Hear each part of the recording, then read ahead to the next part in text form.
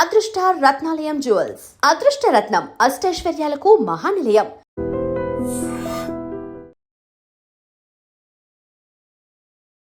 నమస్కారం, welcome to I dream. ధర్మ మార్గం విత్ విజిత కార్యక్రమానికి స్వాగతం.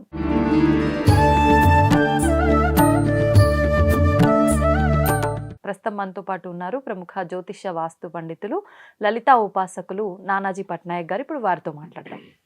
నమస్కారం అండి. శ్రీమాత్రే నమః. ఈ మధ్య కాలంలో వశీకరణ అనే ఒక పదం విన్నామంటే ఆ వశీకరణ ఇవన్నీ ఏం లేవు, ఇవన్నీ మూఢనమ్మకాలు, ఇట్లాంటి మాటలు ఎక్కువగా వింటున్నాం. కానీ ఈ మధ్య కాలంలోనే రిలీజ్ అయిన ఒక మూవీలో మాత్రం దీనికి సంబంధించిన ఒక విషయాన్ని చాలా క్లియర్గా చూపించడం అయితే జరిగింది.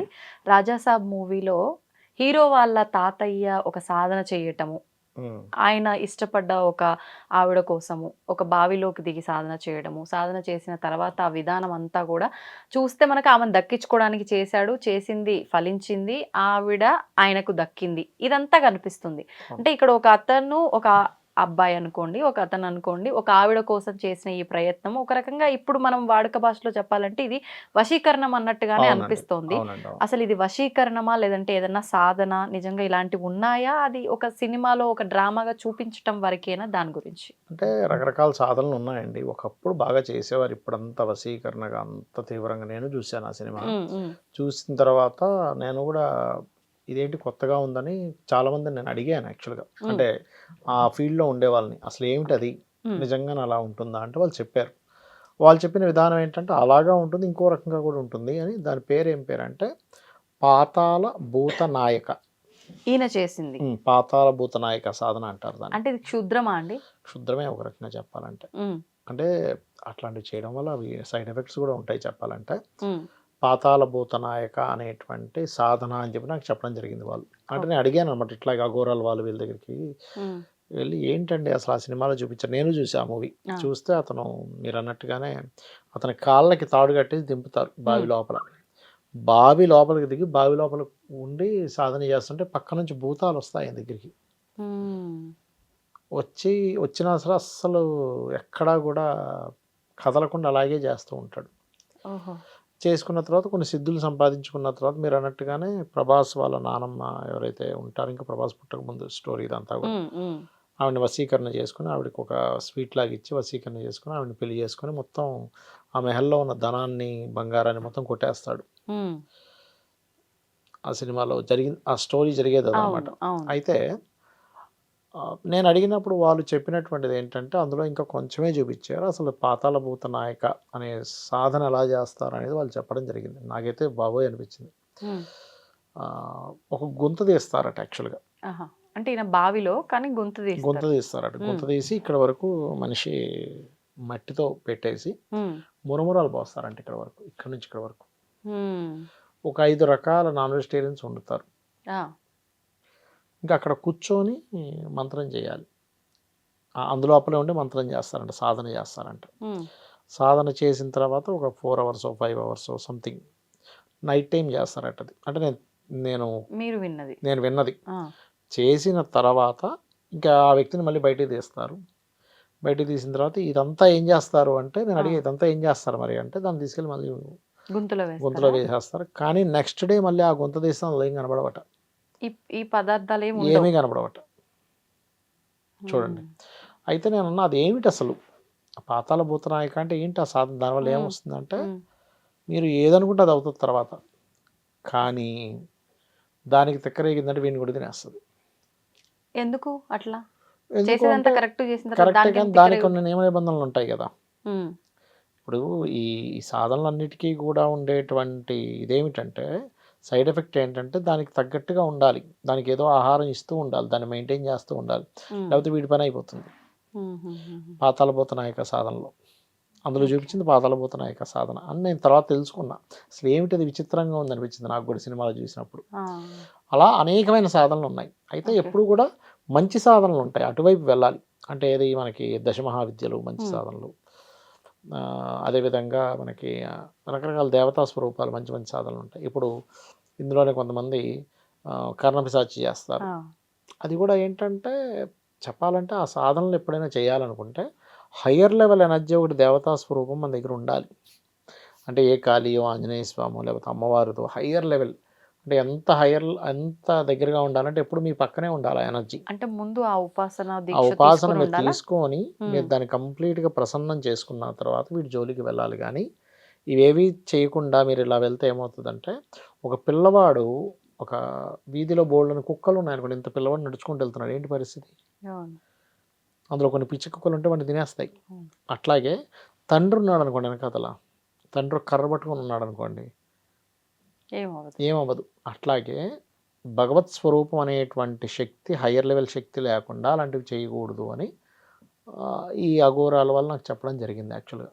ఓహోహో. అంటే నేను అడిగాను, ఏమిటి మరి ఇలాంటివి ఎప్పుడు ఎవరు చేస్తారేంటి? ఎందుకంటే నేనంతా లలిత కదండి, అవునవును. నాదంతా లలిత అమ్మవారి బ్యాచ్ నాదంతా కూడా. ఉమ్, అసలు ఇది ఎవరు చేస్తారు ఏంటంటే చెప్పారు అప్పుడు వాళ్ళు, లేదు ఇలాంటివి ఉన్నాయి, ఉమ్, ఇట్లా చేస్తారు.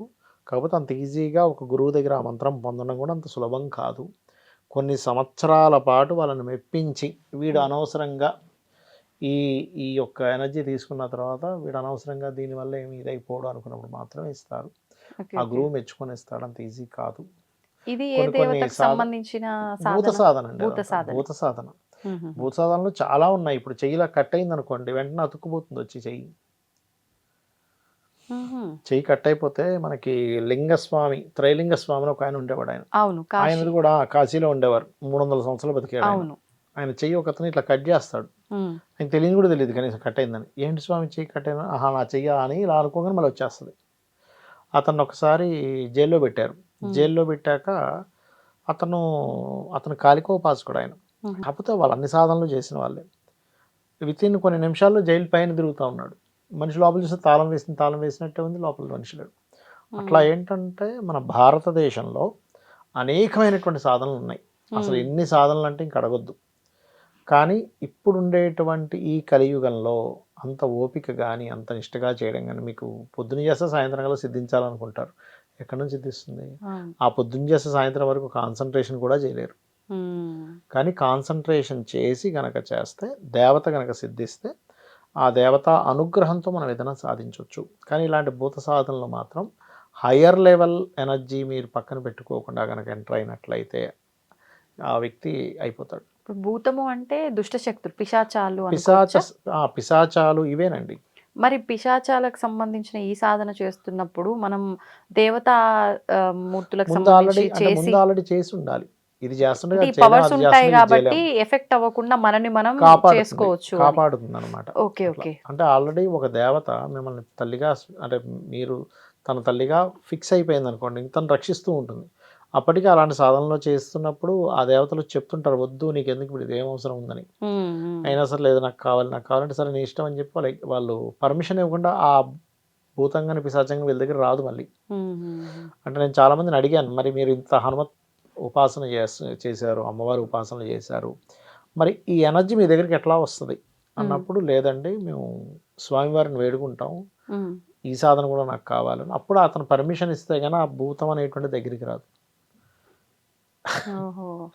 అంటే ఒక రకంగా ఈ తిరుగుతున్న భూతాలన్నింటినీ వీళ్ళ పిలుస్తారేమో మంత్రంతో. పిలుస్తారు. పిలిచి ఎందుకు వస్తాయి నేను అదే అడిగే వాళ్ళని. ఉమ్, అంటే అసలు మీ దగ్గరికి ఎందుకు వస్తాయి అవి, మీకు ఎందుకు పనిచేసి పెడతాయంటే వాటిని ఏదైనా ఉద్ధరిస్తామనే భావంతో వస్తాయని చెప్పడం జరిగింది. ఉహు.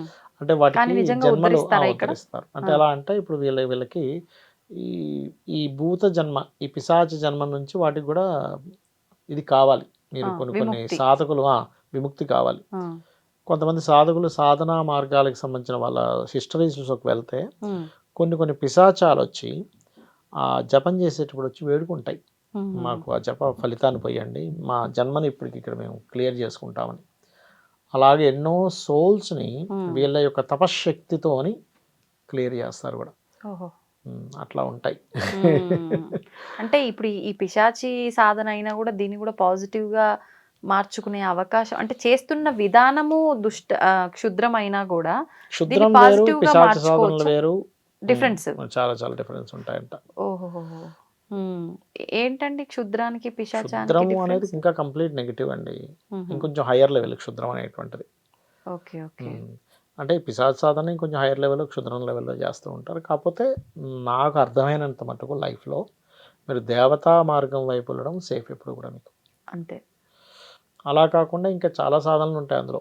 అంటే దేవతా మార్గం ఉంటూనే చేసేవాళ్ళు ఉంటారు. అది చాలా కంట్రోల్ ఉండాలి, వాళ్ళు చాలా బ్రహ్మచర్యం పాటించాలి. దానికి ఎందుకంటానండి, ఒక్కసారి మీరు ఒక భూత సాధన ఏదైనా చేశారనుకోండి, దానికి ఎప్పుడు ఏదో వర్కప్ చెప్పాలి. వర్క్ కనుక అప్పచెప్పకపోతే వీడిని తినేస్తుంటుంది. దీనికి సంబంధించి ఏదో స్టోరీ కూడా ఉన్నట్టుంది కదండి, ఏ సినిమా? పిశాచికి సంబంధించి ఏదో పని చేసి పెట్టడం కోసం అని చెప్పి ఏదో స్టోరీ విన్నట్టుగా అనిపిస్తుంది. అంటే పిశాచికి ఎప్పుడు ఏదో ఒక పని చెప్పాలి, లేకపోతే అది అంటే దానికి ఆహారం, పని చెప్పడం అంటే దానికి ఆహారం అనమాట. అది ఆహారం ఇవ్వకపోతే మీరు దాన్ని వశం చేసుకుని వేస్ట్ అయిపోతుంది. కాకపోతే ఏంటంటే ఇవాళ రేపు అలా చేసే వాళ్ళ ఇది చాలా తక్కువగా ఉంది. చేసుకుని ఉంటారు, నేను చూసా కదా, తారాపీఠ దగ్గర చూసా, శ్మశానంలో సాధనలు చేసే వాళ్ళు ఉంటారు. కాశీ వెళ్ళా, అక్కడ మీకు ఒకవైపు అక్కడ కాలుతూ ఉంటుంది, ఒకవైపు అక్కడ కూర్చొని సాధన చేసే వాళ్ళు ఉంటారు రాత్రి సమయాల్లో. అవన్నీ పిశాచివా? పిశాచి సాధనలు కొంతమంది చేసే వాళ్ళు ఉంటారు, తారా సాధన అంటే పిశాచి సాధనలు ఉంటాయండి. అంటే మనం అనుకుంటుంటాం పిశాచం అని, అవి కూడా దేవతను పూజిస్తుంటాయి. అవి కూడా ఈశ్వరుడి దగ్గరికి వచ్చి, ఇప్పుడు మనం చూడండి, మనం అక్షింతలు తీసుకొని పూజ చేసే ముందు ఉచ్చిష్టంతో భూత పిశాచేతి మార్క అనుకుంటాం. అంటే ఏమిటి? వెళ్ళిపోండి అని అంటాం. అంటే వెళ్ళిపోండి అంటే దాని అర్థం ఏంటి? అవి కూడా అక్కడ పూజిస్తున్నాయి, మా జన్మలు తరింపజేయాలని. అవి వెళ్ళిపోతే మనం పూజ చేసుకుంటాం అంటున్నాం. అంటే మన కంటికి కనిపించకపోయినా మన చుట్టూ అంటే మనిషి యొక్క సోలే, ఇప్పుడు ఈ మనిషిగా ఉన్న వ్యక్తే ఎలాంటి బ్యాడ్ కర్మలు చేస్తే పిశాచి అయిపోతాడు. ఎక్కువ బ్యాడ్ కర్మలు చేశాడు అనుకోండి, పిశాచి జన్మ వస్తుంది. ఇప్పుడు మనం అర్థం చేసుకోవాల్సిందంటే ఒకటే సోలు భూతంగానవుతుంది, దెయ్యంగానవుతుంది, పిశాచంగానవుతుంది, ఇంకోటి అవుతుంది. ఇదే సోలు గొప్ప జన్మలైనటువంటి గంధర్వుడు కావచ్చు, అదేవిధంగా దేవతగా మారచ్చు. సూర్య భగవానుడు కూడా ఒకప్పుడు మనుషుగా ఉండే సోలే. అంటే మీ యొక్క సాధనని బట్టి ఉన్నతమైనటువంటి వాటిలోకి వెళ్ళడం జరుగుతూ ఉంటుంది. మీ యొక్క సాధనలు డౌన్ రిలేటెడ్ అంటే కొంచెం ఇబ్బంది పెట్టేటువంటి సాధన అంటే ఇక్కడ ఎంతసేపు మీరు మంత్రం చదవడం అనే కాదు, వేరే వాళ్ళని మాటికి ఇబ్బంది పెడుతున్నారు అనుకోండి, అదే పనిగా పిశాచ జన్మ వస్తుంది. పిశాచ జన్మ వస్తుంది, పిశాచ బాధలు ఉంటాయి. అంటే ఇది మనం అర్థం చేసుకోవాల్సింది ఏంటంటే, ఆ పిశాచ జన్మలు అవి ఎత్తి ఆ పిశాచాలు ఎందుకు వీళ్ళకి వశం అవుతాయంటే వీళ్ళు ఏదైనా ఉద్ధరిస్తారేమో అని. అట్లా మొత్తానికి అంతా ఏదో చిన్న మెలికి ఎక్కడో ఉన్నట్టుగా అనిపిస్తుంది టాపిక్ అంతా కూడా. అంటే ఇదంతా మన తత్వం మీద మనం ఎలా మెదులుకుంటున్నాము, మనం ఎలా సాధన చేస్తున్నాము, మనం దేన్ని పట్టుకుంటున్నాం అనే దాని మీదే మన జీవితం, మన జన్మలు అనేవి ఉద్ధరింపబడతాయి అనేది మనం అర్థం చేసుకోవాలి. సింపుల్ గా ప్రతిదీ మనం చేస్తున్న ప్రతి కదలికను బట్టి, కర్మ బట్టి, ఆ కర్మ తగ్గట్టుగా జన్మ వస్తూ ఉంటుంది. అందులో పిశాచ జన్మ కూడా ఒకటి. ఒక మంచి మరొక వీడియోలో ఈ పిశాచులు, దయ్యాలు దీని వివరణ కూడా ఇవ్వండి. ఇక్కడికైతే ఈ వివరణ బాగుంది. మనిషి అంటే ఎలా, చిన్న ఎగ్జాంపుల్ చెప్తా చూడండి. ఒకే ఆత్మ ఒక వ్యక్తికి అయ్యో ఇది భూతము దెయ్యం అంటాము, అదే ఆత్మ వాళ్ళ వ్యక్తులకి పితృదేవతలకు కనిపిస్తున్నారు. అంటే వాళ్ళకేమో వాళ్ళ సోల్స్, వాళ్ళ కోసం స్వయం పకాలు ఇస్తాం, అన్నీ చేస్తున్నాం. అదే ఇంకొకరికి నెగిటివ్గా కనిపిస్తుంది. ఒకటే సోలు మనకు ఒకలా కనిపిస్తుంది, వాళ్ళ మనుషులకు ఒకలా కనిపిస్తుంది.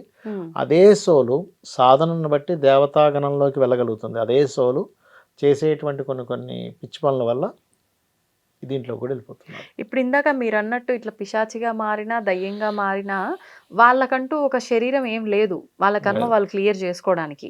మరి ఇప్పుడు అది మనం చేస్తున్న ఈ స్వయంపాక దానాలను బట్టి, లేదంటే మీరు ఇందాక అన్నట్టు ఎవరన్నా దారపోస్తేనే విముక్త, లేదంటే అవి ఆత్మగా అలా ఉండి కూడా ఏదైనా చెయ్యొచ్చా? స్వయంపాకం ఇవ్వడం ద్వారా వాటికి వెళ్తుందండి ఖచ్చితంగా. స్వయంపాకం అనుకోండి, తిలోదకాలు వదలడం అనుకోండి, పింద ప్రధానాలన్నీ వాటికి వెళ్తూ ఉంటాయి. మనకి 1 year, వాటికి 1 day చెప్పాలంటే. ఓకే, అయితే ఇక్కడ మీరు అర్థం చేసుకోవాల్సిన విషయం ఏంటంటే, ఒకే సోల్కి ఇంత శక్తి ఉంటుంది. మీరు పాజిటివ్లో హయ్యర్ లెవెల్కి వెళ్ళగలుగుతారు, మీరు చేసేటువంటి పిచ్చి పిచ్చి కర్మల వల్ల డౌన్ లెవెల్కి వెళ్ళిపోతారు. ఇంకొక విషయం ఏంటంటే, మన కంటికి ఇక్కడ ఒక భూమి ఉంది, ఈ భూమి మీద మనకి ఈ స్టూడియో ఉంది, ఇక్కడ టేబుల్ ఉంది, ఇదొక డైమెన్షన్. మన కంటికి కనబడకుండా దేవతా సంబంధించిన డైమెన్షన్స్ కూడా ఇక్కడ ఉన్నాయి. వాళ్ళ దీంట్లో వాళ్ళు తిరుగుతుంటారు, వాళ్ళకి మనం ఏం అడ్డమవ్వం. అలాగే ఇదే దీంట్లో ఇంకొక డైమెన్షన్ ఉంటుంది, పిశాచాలు తిరిగే డైమెన్షన్ ఉంటుంది. ఇదే దాంట్లో ఇంకొక భూతాలు తిరిగే డైమెన్షన్ ఉంటుంది, గంధర్వులు తిరిగే డైమెన్షన్స్ ఉంటాయి. డిఫరెంట్ డైమెన్షన్స్లో డిఫరెంట్గా ఉంది. కానీ మన కంటికి మనకి ఇంతవరకే శక్తి ఉంది కాబట్టి ఇది మనకి ఇంతవరకే కనిపిస్తూ ఉంటుంది. మూవీస్ లో చూపిస్తారు కదా చనిపోయిన వాళ్ళు కొంతమంది వచ్చి అవును వాళ్ళకి సంబంధించిన వాళ్ళకి కొన్ని అంటే అవును. సందర్భాల్లో గడియల్లో పుట్టిన వాళ్ళకి కనిపిస్తారని చెప్పి కనిపిస్తారని కనిపించడము అవును, అవును, అట్లా అవును, అవును. అట్లా జరుగుతుంది అనమాట ఇక్కడ వ్యవహారం అంతా కూడా అవునండి, అనుకోవచ్చు అవును. మనం. అంతే అంతే అంతే అంతే ఓకే. అంటే ఈ సినిమా చూసిన చాలా మందికి డౌట్ వచ్చే ఉంటది. వచ్చే ఉంటుంది. నన్ను చాలా మంది అడిగారు. కొంతమంది క్లియర్ అయి ఉంటది. కొంతమందికి ఈ నన్ను వీడియో చాలా ద్వారా మంది అడిగాక నాకు దాని గురించి తెలియక నేను వేరే వాళ్ళని అడిగాను నేను అది. నాకు తెలిసేది కాదు యాక్చువల్గా. మీరు రీసెర్చ్ లో ఫస్ట్ ఉంటారు కదా. అంటే అసలు అదేమిటి బావిలో ఉండి చేయడం ఏమిటి అని నాకు డౌట్ వచ్చింది. ఉమ్. అప్పుడు వాళ్ళు చెప్పారు దానికి ఒక పేరుంది నాయన అట్లా అంటే కాదని. ఇందులో కూడా రకరకాలుగా అవును వాళ్ళ కామ్యాన్ని బట్టి సందర్భాన్ని బట్టి ప్లేస్ ను కూడా ఎంచుకోవాలేమో. ఇందాక మీరు అన్నారు అక్కడ కూడా చేస్తారు అని చెప్పి అవునండి, తారాపీఠ్ లో అట్లా. తారాపీఠలో ఇక్కడ ఈయన చేస్తారు. గుంటలో అవును, చేసినట్టు అన్నారు, ఈయన బావిలో చేశాడు. చేశారు అట్లా అంటే అన్నమాట. ఎవరు ఎంత కఠినంగా చేస్తున్నారో దాని తగ్గ ఫలితం ఉంటుందని వాళ్ళు చూస్ ఉంటుంటది. ఇప్పుడు చేసుకుంటారేమో కొంతమంది మేబీ. చూడండి కొన్ని కొన్ని దేవతా సంబంధించినవి నదిలో ఇక్కడ వరకు పీకల లోతు వరకు ఉండి చేస్తారు మంత్రం. కొన్ని కొన్ని ఆసనాలు వేసి చేస్తారు.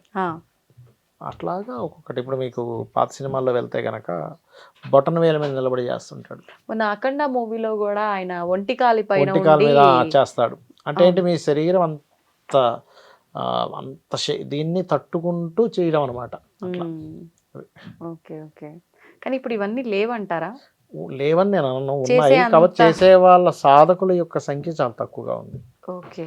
అంత నిష్టగా అంత కోరికగా ఎలాగైనా సాధించాలనే పట్టుదల లేదు. ఎందుకంటే కలియుగం కదండి. కొంచెం సేపు ఇలా ఉండగానే మనకి ఆలోచనలు తిరుగుతూ ఉంటాయి.